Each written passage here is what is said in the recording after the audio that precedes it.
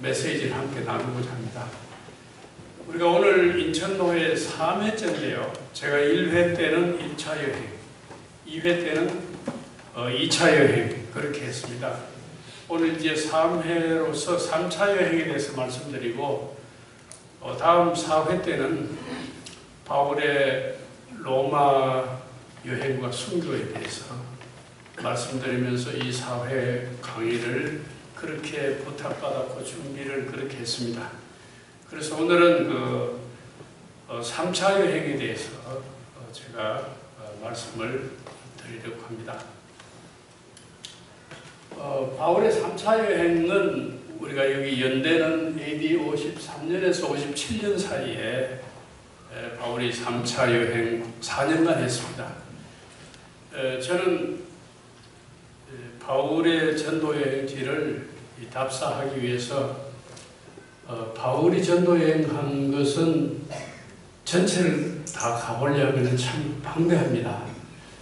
오늘 3차 여행 때는 바울이 섬 지역을 많이 다녔는데 제가 한여름은 한 달 동안 섬만 여행해 봤습니다. 바울의 지중해 에게해 지중해 섬만 다니면서 바울이 들렸던 섬도 찾아보기도 하고 그렇게 했는데 주로 개별적인 여행을 많이 했기 때문에 이스라엘이나 터키, 그리스 같은 데서는 제가 차를 빌려서 렌트카를 해서 주로 답사를 하면서 혼자 여행을 하면 시간에 쫓기지 않기 때문에 자세하게 답사도 하고 리서치하면서 그렇게 다녔습니다.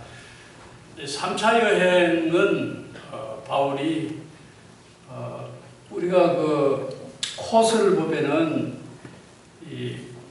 바울이 수리아의 안디옥 교회를 거점으로 해서 선교 여행을 다녔습니다. 우리 잘 아시는 대로 바울의 고향은 다소, 길리기아 다소에서 수리아 안디옥이 제가 자동차를 몰고 가보니까 한 4시간 고속도로로 4시간 달려야 돼서 멀죠. 그래서 바나바가 바울을 찾아서 고속도로 4시간 되는 데 있는 다소에 있는 바울을 수리아의 안디옥으로 데리고 와서 그때는 수리아인데 지금은 영토가 바뀌었습니다. 터키입니다. 이 사도 바울 당시는 그 땅이 시리아에 속했습니다. 요즘 그 문제가 많은 시리아. 근데 요즘은 터키에 속해 있어요. 그래서 영토가 지금은 바뀌어서 수리아의 안디옥이 안 맞고 터키의 안디옥이라 해야 요즘 맞습니다. 거기서 본거지로 해서 1차 여행도 하고 2차 여행도 하고 또 선교 보고를 하고 3차 여행까지 그 교회를 출발점을 해서 출발했는데 3차 여행의 특징은 예배소에서 3년을 보냈습니다. 예배소. 그래서 이 예배소라 하는 데가 우리 굉장히 바울의 선교에 있어서 중요한 장소였는데 일단은 지도를 보면서 한번 봅시다. 여러분들의 강의하기 위해서 이 지도를 전부 다 제가 그렸습니다. 우리가 사용하는 컨텐츠는 여기에 사진이고 지도고 전부 100% 제가 찍든지 제작하든지 한 자료들입니다. 여기 수리아의 안디옥에서 출발해서 길리기아로 해서 이 지역이 갈라디아 지역이고 2차 여행 때는 아시아 예배소에 가서 전도하려고 했지만 성령이 아시아에서 전도를 못하게 하고 바울을 유럽으로 보냈습니다. 그래서 드로아에서 배를 타고 이 빌립보로 해서 고린도 쪽으로 그 2차 여행이고 3차 여행 때는 성령이 아시아로 가기를 허락을 해서 이 아시아로 가는 건 예배소를 말합니다. 여기서 예배소를 중심한 7교회, 이 아시아 7교회라고 그러죠.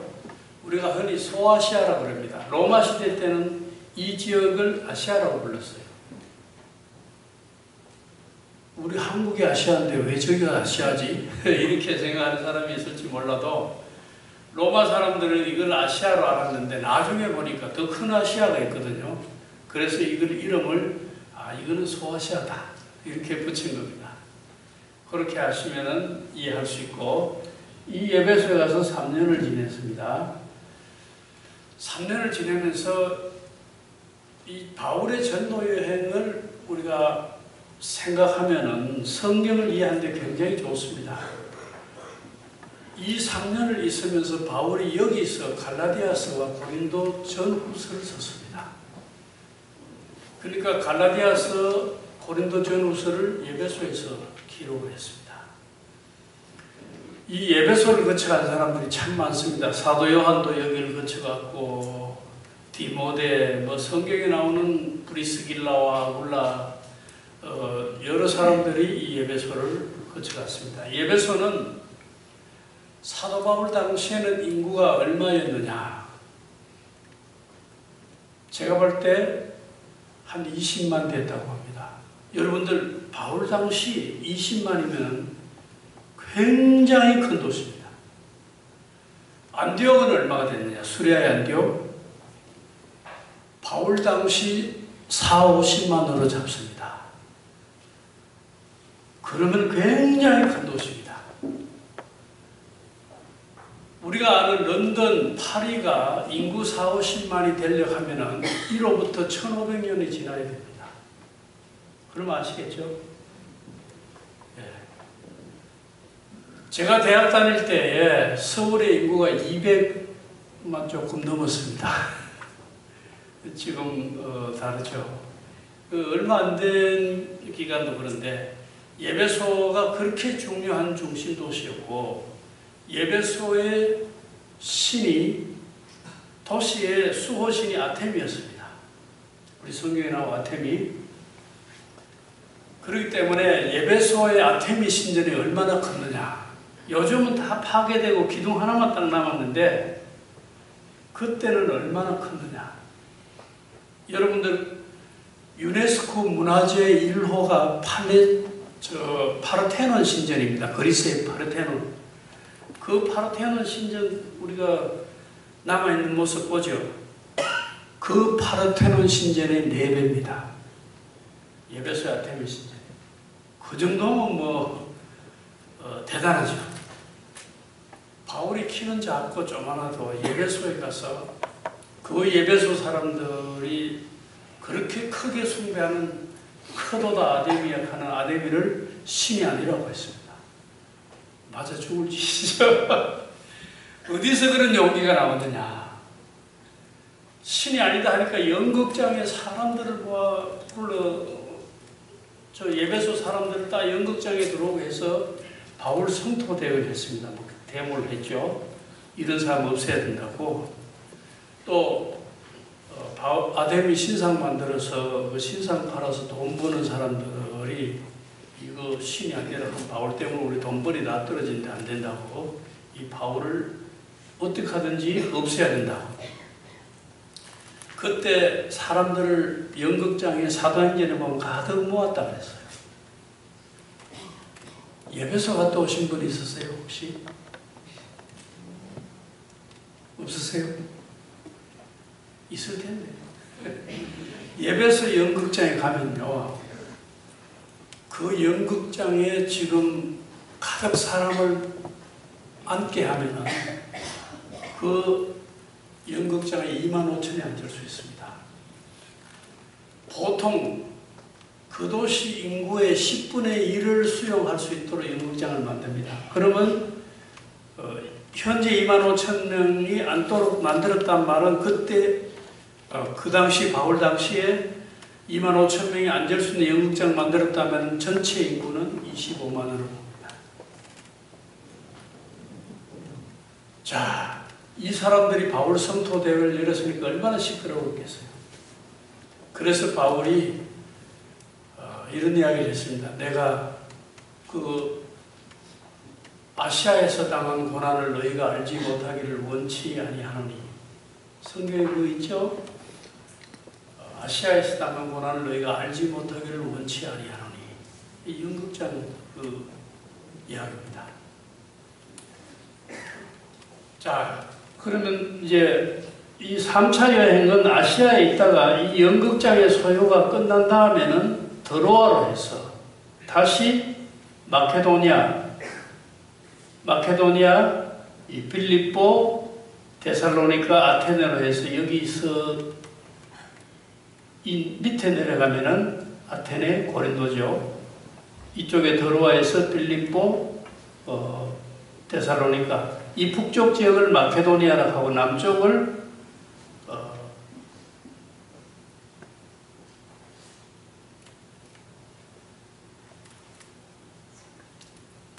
그리스를 둘로 나눠가지고 북쪽은 마케도니아, 남쪽은 이제 고린도를 중심으로 해서 남쪽 지역이 이루어집니다. 그래서 이 고린도에 가서 3개월을 지냈어요. 3개월을 지내면서 보통 겨울에는 여행을 잘 안 합니다. 지중해는 겨울 여행은 배를 타고 여행하는 것은 중지를 하고 겨울이 지나면 여행을 했는데 바울이 고린도에서 3개월을 보내면서 로마서를 썼습니다. 로마서를. 그러니까 이 전도 여행을 쭉 보면서 바울 서신의 배경들을 주로 이해할 수가 있습니다. 3차 여행 때 쓰는 성경을 제가 이야기합니다. 갈라디아서, 고린도전서, 고린도후서, 로마서. 2차 여행 때 쓰는 성경은 제가 또 2차 여행 할 때 했습니다. 앞으로 이제 다음 시간에 로마 여행 때 쓴 편지는 우리가 흔히 옥중서신이라 알려져 있는 예배소, 빌립보, 골로새, 빌레몬 이런 것들을 로마에서 기록했죠. 자, 이 3차 여행을 이제 이 고린도에서 마치고 돌아가는 길이 이분이 이렇게 돌아가는데 드로아로 왔다가 그 다음에 미둘레네, 드로아에서는 아소까지 와서 아소에서 배를 타고 아소까지 일부러 잘 걸어오겠다 그래서 걸어왔다가 그 다음에 아소에서 미둘레네, 아소는 지금 터키 땅에 있어요. 아리스토텔레스가 거기에서 제자들을 가르친 지역인데 거기에서 보면은 10km밖에 안 떨어져 있습니다. 그리스인데도 보이죠? 바로 미둘레네를 거쳤다가 그 다음에 고스는 히포크라테스의 고향입니다. 그 다음에 키오스, 그 다음에 사모는 피타고라스의 고향이고 밀레도는 정말 그 탈레스라든지 이런 학자들의 고향입니다. 이 지역을 다니면은 성경만 알게 되는 게 아니고 고전 학문까지 이쪽에 유명한 사람들 다 공부하면서 내려오게 됩니다. 그래서 이제 밀레도에서 로도로 바다라 구브로비트로 해서 가이사라에 내려서 예루살렘에 가서 예루살렘에서 바울이 체포되죠. 왜 체포됐느냐? 이방인 드로비모를 성전권 안에 데리고 들어간 거 아니냐? 이방인은 성전 바깥뜰에만 들어갈 수 있지 안뜰에는 못 들어갑니다. 성전 안뜰로 내가 데리고 들어간 거 아니냐? 그래서 이 규칙을 법을 어긴 거 아니냐? 사실은 바울이 데리고 들어간 거 아닌데 오해를 받아서 바울이 어디에 갇혔느냐 하면은 참부장이 로마 수비대 로마 군인들의 영내로 가두었습니다. 바로 그 영내가 뭐냐? 우리가 흔히 말하는 빌라도가 예루살렘 왔을 때에 거기에서 예수를 재판했다 하는 그 장소와 같은 장소입니다. 그거를 안토니아 포트레스라고 하는데 안토니아란 말은 그 로마 장군 안토니우스를 기념해서 헤롯 대왕이 그 영내를 건물을 지어서 그 사람의 이름을 갖다 붙인 겁니다. 왜냐하면 이 안토니우스가 자기가 유대왕이 되는 것을 도와줬기 때문에, 로마 황제에게 이야기해서 도와줬기 때문에 그것을 안토니아 포트레스라는데 로마 숲이 됩니다. 거기에 갇혀 있다가 가이사라로 호송돼서 2년 동안 가이사라 감옥에 있다가 그 다음에 이제 로마로 호송돼서 가이사에게 재판을 받겠다. 왜냐하면 유대인들은 너무 자기에 대해서 악감을 가지고 율법적으로 자기를 정죄하기 때문에 차라리 유대인들의 재판받는 보다는 로마 황제 가이사에게 재판받겠다 하고 로마로 호송됩니다. 그건 이제 다음 시간이니까 전체적인 스토리를 제가 좀 이야기했고, 이제는 이 스토리에 맞는 사진들을 좀 골라서 보겠어요. 자, 조금 이 글자 많은 건 넘어가겠습니다. 이 예배소 연극장인데 보세요. 이 연극장, 조금 전에 제가 이야기한 대로 이 스테디움이 있는데 여기에 25,000명이 앉을 수 있습니다. 로마 시대 연극장입니다. 그러면은 예배소 전체 인구를 한 25만으로 볼 수 있다는 이야기가 나옵니다. 대단한 도시죠. 바울 당시에 이 정도 규모면은. 이 앞에 있는 거리를 항구거리라 하는데, 왜 항구거리라 하느냐? 이까지 바울 당시에는 물이 들어왔어요. 그래서 갱그레아, 고린도 갱그레아 항구에서 배를 타면 예배소 여기까지 배를 타고 내릴 수 있습니다. 그러면 이 항구거리를 따라서, 항구가 여기 있으니 항구거리를 따라서 예배소로 들어오는 길입니다. 근데 지금은 물이 점차 밀려나가지고 여기에서 10km밖에 물이 밀려났습니다. 2000년 동안 밀려나는 거니까. 그래서 지금은 항구 역할을 하지 못하고 있습니다. 여기서. 그리고 항구였기 때문에 물이 빠져나가니까 여기에 벌레들이, 모기라든지 벌레들이 막 일어나가지고 전염병이 발생을 해가지고 사람들이 못 살게 됐어요. 그러니까 로마 시대 이 도시는 사람들이 못 살기 때문에 그 옆에 예배소 도시가, 신도시가 형성이 되고 여기는 유적지로 남게 됐습니다. 그래서 예배소를 가면은, 바울 시대를 보려면은 유적지는 이 예배소를 가면은 연극장도 볼 수 있고 그렇게 할 수 있습니다. 이것은 예배소에 있는 그 마리아 교회인데, 예배소에 원래 로마 시대 때는 기독교를 허락을 안 했기 때문에 박해를 받다가 콘스탄티누스 황제 때 와서 기독교가 믿어도 좋다는 종교로 인정이 되고, 그 뒤에 이제 기독교가 국교가 되기까지 하면서 그 뒤에 지어진 교회인데, 동정녀 마리아를 기념해서 세웠어요. 왜 마리아를 기념해서 세웠느냐? 예수님 십자가에 달려 돌아가실 때 사도 요한을 보고 옆에 있는 어머니 보고 내 어머니다. 그 다음에 마리아에게는 아들이라고 하면서 할 때, 그때부터 자기 집에 모셨다 그랬죠.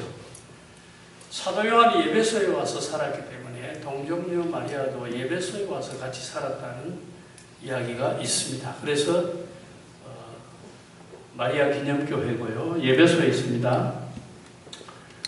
이것은 뭐 셀수스 도서관인데 어떤 사람이 이걸 가지고 두란노 서원이라는데 그건 아니고, 이것은 훨씬 바울보다 훨씬 뒤에 세워진 건물이기 때문에 바울이 여기서 강의했는 건 아닙니다. 여기는 시장터입니다. 제가 왜 이 시장터를 냈냐면 아고라, 그리스 시대는 아고라라고 했고 로마 시대는 포럼이라고 하는데, 이 시장 왜 여기 냈냐면은 은장색 데메드리오가 가게를 아마 여기 가지고 있었던 것 같아요. 그때. 그래서 성경의 스토리들을 연상해 보려고 여기에 이 사진을 넣고 연극장 다시 한번 우리가 볼 수 있고, 지금은 기둥 하나만 남아있는 그 아데미 신전 터가 옛날에는 완벽한 건물로 남아있으면서 이 안에 아덴 신상이 서 있죠. 이쪽에 잘 안 보이죠? 네. 잘 보입니까? 네. 그래서 지금 현재의 모습이고 원래 모습을 재구성한 건데 터키의 이스탄불에 가면은 미니아투르크라 그래서 옛날 터키의 모습을 미니로 모델을 만들어 전시하는 데가 있습니다. 거기서 제가 이걸 찍어서 옛날 모습을 보여드리고 있습니다. 아테미 신상의 모습인데요. 여기 보세요. 이 젖가슴이 어떻게 이렇게 많은지, 이렇게 젖가슴 많은 여자 보셨어요? 이렇게 만들어서 이 아테미 신을 잘 섬기면은 풍년이 된다 하는 그 풍요의 신입니다. 그래서 옛날 사람들이 그 아이를 낳으면 여자들이 그 젖을 먹이던 걸 생각하면서 이 여신은 두 개가 아니라 이 온통 젖가슴으로 되어 있습니다. 이래서 이 아테미 신상의 모습입니다. 아테미 신을 섬기던 향을 피우던 제단이고요. 이 시 청사 건물터인데 바울이 그 연극장에 들어가려고 할 때 말렸잖아요. 너 들어가지 마라. 들어가면 위험하다 하고 시의회 의원들 중에도 바울이 친한 사람 말렸잖아요. 네. 예. 그런데 여기에 밑에 있는 이름들이 그 당시 시의회 의원들의 이름입니다. 기둥에 새겨진 게 아마 이 중에 이름 중에는 바울을 만졌던 시의원의 이름도 있을지 모르겠습니다. 그래서 우리가 이 성경을 제가 오늘 여러분들에게 강의하면서 제가 하나님께 감사드리는 것은 이런 자료를 모집해서 성경이 상상에 의한 책이 아니고 구체적인 역사적인 바탕과 배경에서 서여진 책이라는 것을 여러분들에게 제가 소개하고 있는 겁니다. 이거는 오늘 어느 도시나 마찬가지로 밝은 면도 있고 추한 면도 있는데 이게 이제 로마 시대 이게 홍등가로 가라는 표시입니다. 이게 여기 발 있죠? 발 해고 여기 방문하는 사람은 자기 발을 여기 한번 갖다 대봅니다. 이 발보다 작은 사람은 미성년자니까 도서관으로 가고 이 발보다 큰 사람은 이 홍등가 쪽으로 가도 된다. 가도 되는데 가는 사람은 이건 후대 붙인 설명 같아요. 크레딧 카드가 필요하다.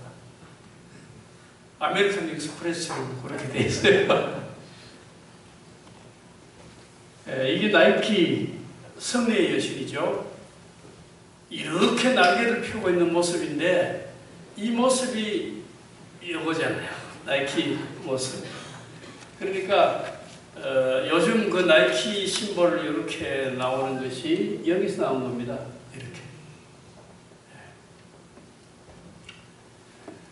예배소에 그 연극장에 짐승들을 가다 놓고 맹수 사움을 하던 장소들 또 있고 성경하고 관련되는 것이 있다면은 예배소 우리가 6장 11절에 보면은 말씀의 전신갑주를 입으라 했잖아요. 이 예배소에 보면은 검투사 사움이 있었어요. 검투사들이 이 방패, 투구 하면서 무릎 보호대까지 하면서 이렇게가 싸우는 모습이 있어요. 그러니까 이 모습을 연상하면서 예배소 교인들에게 너희는 뭐 육체의 싸움을 싸우는 거 아니지만 말씀의 전신갑주를 입어라. 이런 그 당시의 모습을 생각하면서 메시지를 가르친 겁니다. 누가의 묘가 여기 있는데 아마 이거는 이장을 해서 갖다 놓은 것 같아요. 설명인데 좀 지나가고 바울이